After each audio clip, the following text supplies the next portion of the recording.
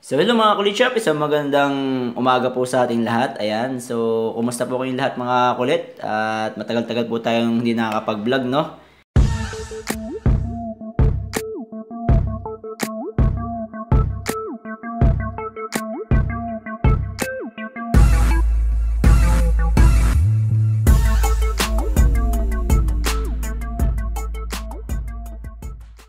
So eto, pasundot-sundot na lang tayo ng mga vlogs natin. At maraming salamat pa rin po guys sa lahat ng sumusuporta sa ating channel. Kahit wala na po akong upload, maraming salamat po. So hindi ko na po kayo isa-isahin, isa-shout out. Pero alam niyo naman po kung sino kayo na lagi nagko-comment at kahit pa paano po ay nag-share dun sa ating mga videos sa ating YouTube and Facebook. Praise God po guys, at tayo meron na billing package dito, doon sa ating sa kasing kotse ay wala tayong lagayan ng cellphone. Ngayon, i-share ko sa inyo yung binili ko na lagayan ng cellphone kasi alam niyo naman, tutulad doon sa ating crosswind, meron tayong pinaglalagyan ng cellphone wherein ayoko ng mga bulky at yung mga nilalagay sa salamin, no, ayoko rin ng parang obviously may nakalagay na patungan ng cellphone. So, ang gusto ko lang yung maliliit lang, discreet lang, no, at hindi siya mukhang lagayan ng cellphone or dikitan ng cellphone. So may share ako sa inyo guys na nabili natin halagang 40 pesos at 80 pesos at dalawa sila. So total of 108 pesos lamang to guys. So dapat kasi ang bibiling ko lang is yung isang maliit. Kaya lang ang problema doon is hindi ko alam kung maganda ba siya or sakto lang ba siya dun sa ating sasakyan. Tapos meron pa siyang additional na shipping fee. Kaya nag-decide ako na dalawa yung bilhin natin para wala tayong pagsisisi, mura lang naman at naka shipping free tayo So, yung kasing isa pag binili natin is 90 pesos. Tapos yung isa naman pag binili natin is parang papatak ng 112 pesos. Ngayon, yung dalawa, binili ko yung dalawa, free shipping na siya, 108 pesos lang. So, tara guys, check natin. So, ito ay sold from Kaishin Shop 88. Ayan, Kaishin Shop 88. Meron tayong F6 magnet phone holder na black at saka F16 magnet phone holder. So, check natin guys kung kumusta ba itong phone holders na to. Okay? So, maganda naman yung packaging niya at mating siya ng siguro mga 2 days. Ayan. Ayan. Tapos, ito yung kanyang pack. Nakapack pa din. Buksan natin. Okay, so ito yung sinasabi ko sa inyo na dalawa. Ito yung isa, F6. Ayan. And then, ito naman yung isa, F16. So, ang difference itong dalawa, it is flat lang. Try natin. Tingnan na. Flat lang to. Ayan, ganyan lang siya. Okay. And then, meron siyang kasamang alcohol prep pad, tsaka dalawang plate. So, ito yung plate na nilalagay sa likod ng cellphone, no? And then, ito namang isa, ang kinaibahan naman ito is, ayan. Mas maliit siya, pero siya ay parang 360. Ayan. So, pwede mo siyang ipaling-paling, kaya lang, ito medyo maganit pa siya, no? Ayan. So, pag dinikit mo siya, pwede mo siyang ipaling ng kaunti. Wow! Ayan. Nagaganon siya napapaling. Ayan. At dito. Ayan. Ngayon, ang pag-decide na lang natin is ano ba yung bagay dun sa ating sasakyan, And then, may kasama rin yata ito. May kasama rin siyang dalawang plate for the cellphone. Okay, so dalawa yung pinili natin. Kaya nga nasabi ko, hindi natin alam kung alin yung maganda dun sa ating sasakyan, So tara, dun sa sasakyan natin para makita natin kung ano yung maganda ba para dun sa ating dashboard. Ayan, so guys, andito yung ating dashboard ng Altis, Ayan, ayan siya. So kaya ako maglalagay ng lagay ng cellphone kasi minsan nagdadrive ako. Ayan, so wala siyang pagkabitan ng cellphone, At nahihirapan ako minsan pag gumagamit tayo ng Google Maps, hindi natin alam kung saan natin ipapatong yung cellphone natin. So, wala po akong navigation sa ating screen dahil ito naman ay stock lang. So nag-isip tayo na gamitin yung mga phone holders. So ayan guys, ito isa. So tama-tama yung kulay ng ating nabili dahil ito ay black. So silver to pero nagko-complement siya dun sa kulay ng ating mga nasa dashboard, ano. Ayan. So pag ito yung kinabit natin, so naghahanap ako ng pwesto kung saan natin ipopwesto itong ating cellphone, ano, na hindi nakaka-block sa aircon vent. Ayan, ayoko kasi na nilalagay sa aircon vent, bablock yung kanyang aircon. And then ayoko din naman ng nakapatong dito. Ayan, kasi parang gusto ko plain lang dyan sa ating dashboard. Ayoko din naman ng dinidikit dun sa ating salamin. Dahil ayun, parang ewan ko, parang gusto ko lang minimalist lang, ano. Merong ikinakabit dito sa ganito.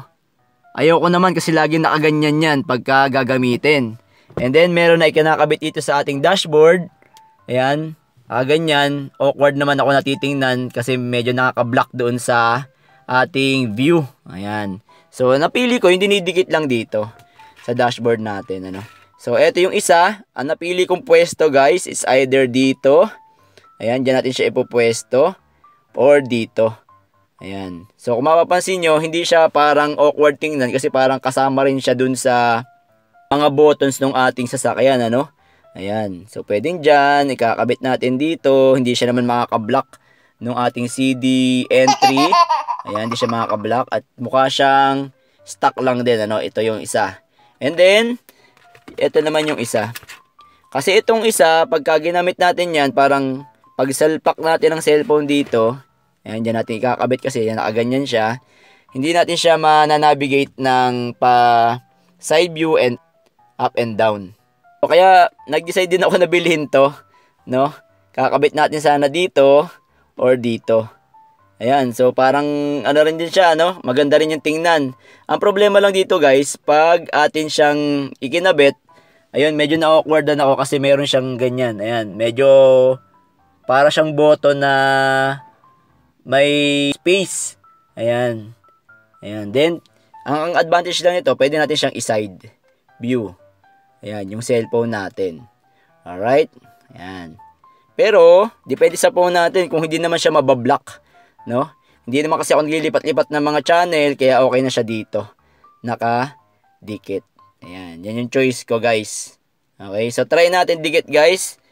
So, meron lang siya. Ito gamitin natin, no? Ito muna. Ayan. So, tingnan natin kung malakas yung magnet. Okay? So, ang magnet niya, guys, kung gaano siya kalakas, para malaman natin. So, try natin tong backplate. Ayan. Hindi naman siya, tingin ko, hindi mahuhulog yung cellphone natin, no? Ayan. So, hindi ko pa maididikit yung backplate. So, ayan. So, hindi ko muna ipopwesto kasi hindi ko alam kung saan ipopwesto yung backplate natin. So, ang gagawin ko muna is, lagay ko muna tong backplate dito. Tingnan natin kung malakas yung kanyang higop ng magnet, no? Ayan. And then, okay, ayun siya, nakadikit.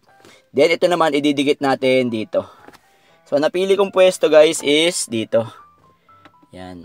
Tapos, igigit na lang natin para maganda siyang tingnan. Parang bibig siya nung dalawang mata. Okay? Try natin, guys, pwesto. Okay, sa tanggalin lang natin tong sticker niya sa likod.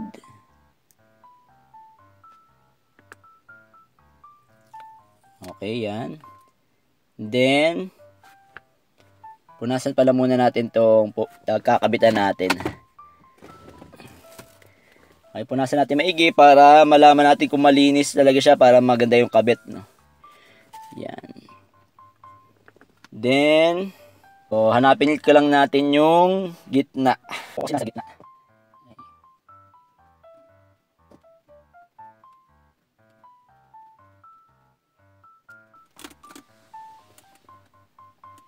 Ayan. So, ganda niya guys, oh. Oh. Ayan, oh. Parang hindi siya awkward tingnan, ano? Ayan. Then, gitna naman siya. Pasensya na kayo guys, OOC lang talaga ako sa ganito. Gusto ko talaga yung nasa gitna talaga siya, eh. Ayan. And then, try natin, no? So, mapapansin nyo guys, nasa likod lang yung backplate natin. Try natin kung mag-hold siya. Ayan. So, ganyan ang mangyayari doon sa ating cellphone, ano? Ayan. Lagyan natin ng konting ilaw. Parang madilim, eh. Ayan. Okay. Then, so, pwede naman siya nakaganito. Ayan. Kung ganito yung gagawin natin. Okay. Ayan. So, ganyan yung magiging pwesto niya. Hindi mabablock yung ating mga controls. Ito naman, yung sabi ko nga kanina, hindi naman siya kasama. Ayan. Lobat na yung ating cellphone. Then, pagka naman tayo magna-navigate gamit ang ating Waze or Google Map, ayan. Ganyan lang siya. So, hindi naman siya parang tipong malalaglag, guys, no? Kahit siya ay lubak ang daan. Ayan. Madikit siya. Uy, di ba? Pak. O, yan. So, pagdating naman dun sa navigation, so, tingin ko naman, hindi naman siya yung tipong blurred pag tiningnan mo, no? Dahil, ayan, sakto lang yung tinginan natin. No? Makikita natin yung phone natin, kung saan yung direction. Ayan. Ayan, so, kita-kita naman yung daanan, ano? Hindi siya yung parang kailangan mo pang ipaling dito para makita mo masyado. Ayan. Sakto lang siya. Ayan. Then, yan. Kung gusto mo manood ng movie, ayan, pwede siyang parang touchscreen. No? Wow. Ayan. Okay. So, hindi na natin kakabit to, guys. Itong isa. Okay. Ang gawin na natin, reserve na lang natin if ever na pumangit yung dikit nito or mapag-decide na natin na gumamit tayo nito. Ayan. Okay. So, para sa akin, okay na to. Hindi siya awkward tingnan at wala siyang sasabit-sabit if ever na may kailangan kayo o meron kayong mga gamit, bigla siyang sasabit. So, hindi na siya kailangang sabit-sabit. Alright, so dito kasi sa baba, parang babangga siya sa aircon control natin. Again, pag ito, hindi. No? Wala naman akong pinipindot dito kasi meron tayong control dito.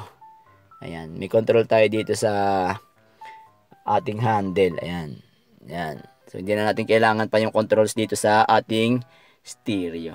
Alright, so, yan lamang po ang may babahagi ko sa araw na ito. At sana po yung minibag na naman ako pakipakinabang sa araw na ito. Ilalagay na lang po natin yung link ng ating pinag-orderan. Kung gusto niyo pong umorder sa Lazada dito sa ating video at dun sa ating gagawing video, ano guys. Alright, so, hanggang dito na lamang po siguro ang ating video. At sa hindi pa po nakasubscribe, subscribe lang tayo sa Kulit Shop. Ang shop na makulit pero walang physical shop. See you in my next videos. Bye-bye!